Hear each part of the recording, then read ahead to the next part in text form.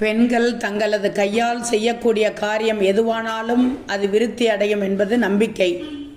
எந்த ஒரு நல்ல காரியமாக இருந்தாலும் அதை வீட்டில் உள்ள பெண்களே தங்கள் கையால் செய்ய வேண்டும் என்று பெரியவர்கள் சொல்லுவார்கள். பெண்கள் மகாலட்சுமியின் அம்சம் என்பதால் மகாலட்சுமிக்குரிய அத்தனை வழிபாடுகளையும் பெண்கள் செய்யும்போது கூடுதல் பலன் கிடைக்கும். அந்த வகையில் கோதுமை பரிகாரம், கோதுமை தானம் பற்றி தெரிந்து கொள்ளுங்கள். பொங்கல் தினத்தன்று ஏழைகளுக்கு கோதுமை தானம் செய்வது சிறந்தது என்று சாஸ்திரங்களில் சொல்லப்படுது.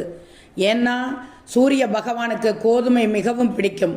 கோதுமை பண்டங்களை அவருக்கு நைவேத்தியம் செய்வதும் இதற்காகத்தான். அதேபோல் ஞாயிற்றுக்கிழமைகளில் சூரிய பகவானை நினைத்து வழிபாடு செய்தால் வீட்டில் நிதி நெருக்கடியை தவிர்க்கலாம்.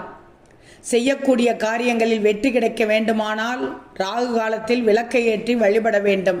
இந்த கோதுமை விளக்கை ஏற்றும் போது கஷ்டங்கள் தீர்ந்து பதவி உயர்வு கிடைக்கும். தலை மற்றும் கண்கள் சம்பந்தப்பட்ட நோய்களை போக்குபவர் சூரிய பகவான் என்பதால் கோதுமையினால் விளக்கு ஏற்றி உங்கள் வேண்டுதலை கோரலாம். ஞாயிற்றுக்கிழமை மாலை ராகு கால நேரம் 4:30 மணியிலிருந்து 6 மணி வரைக்குள் விளக்கேற்ற வேண்டும்.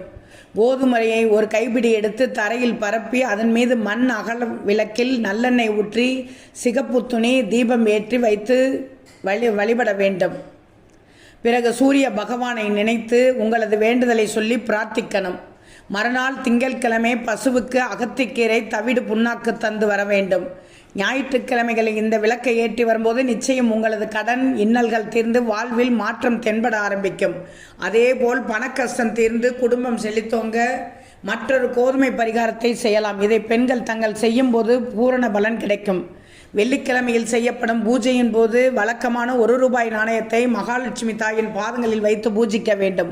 ஒரு கண்ணாடி பாட்டிலில் 2 கைப்பிடி கோதுமையை போட்டு அதில் பூஜை செய்த ₹1 நாணயத்தை போட்டு புதைத்து மூடி சமையலறையில் ஓரிடத்தில் வைத்து விடணும்.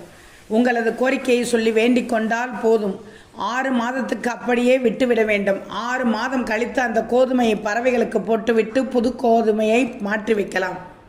அதேபோல் அரசு வேலை கிடைக்க வேண்டும் என்று நினைப்பவர்கள் கோதுமை பால் பரிகாரம் செய்யலாம். இதற்கு வீட்டில் வன்னி செடியை வளர்க்க வேண்டும்.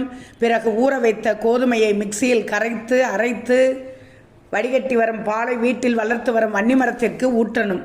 வாரம் ஒரு நாள் கோதுமை பாலை வன்னி செடிக்கு ஊற்றி அந்த செடி சிறிது வளர்ந்ததுமே சிவன் கோயிலுக்கு தானமாக தந்து உங்கள் கையாலேயே நட்டு வைத்து நன்கு வளரும் வரை தேவையானதை செய்ய வேண்டும். இதனால் அரசு வேலை கிடைக்கும்.